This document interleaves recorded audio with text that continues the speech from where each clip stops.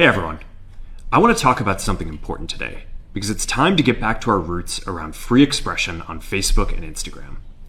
I started building social media to give people a voice.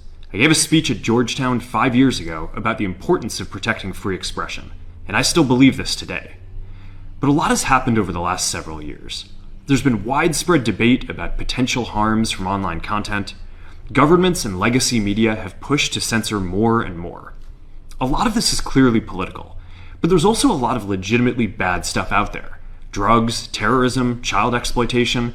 These are things that we take very seriously, and I want to make sure that we handle responsibly. So we built a lot of complex systems to moderate content. But the problem with complex systems is they make mistakes.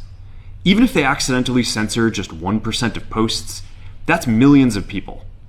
And we've reached a point where it's just too many mistakes and too much censorship. The recent elections also feel like a cultural tipping point towards once again prioritizing speech. So we're going to get back to our roots and focus on reducing mistakes, simplifying our policies, and restoring free expression on our platforms.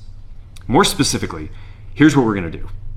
First, we're going to get rid of fact checkers and replace them with community notes similar to X, starting in the US. After Trump first got elected in 2016, the legacy media wrote non-stop about how misinformation was a threat to democracy. We tried in good faith to address those concerns without becoming the arbiters of truth. But the fact-checkers have just been too politically biased and have destroyed more trust than they've created, especially in the US.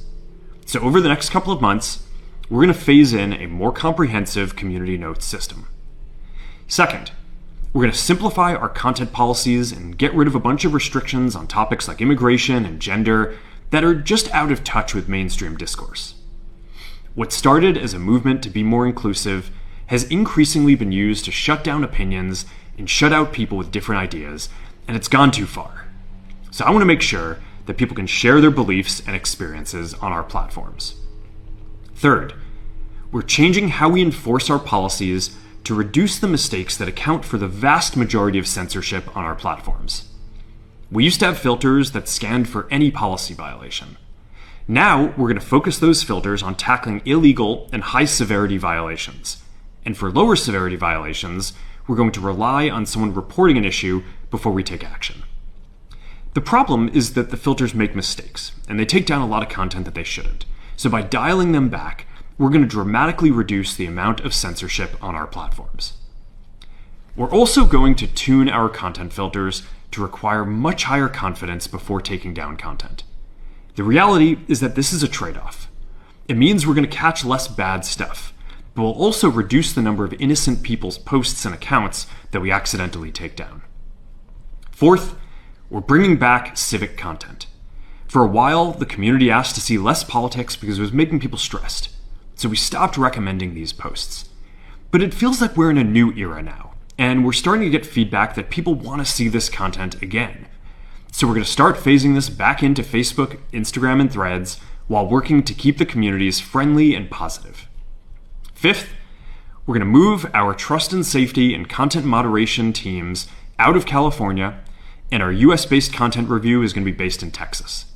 As we work to promote free expression, I think that it will help us build trust to do this work in places where there is less concern about the bias of our teams.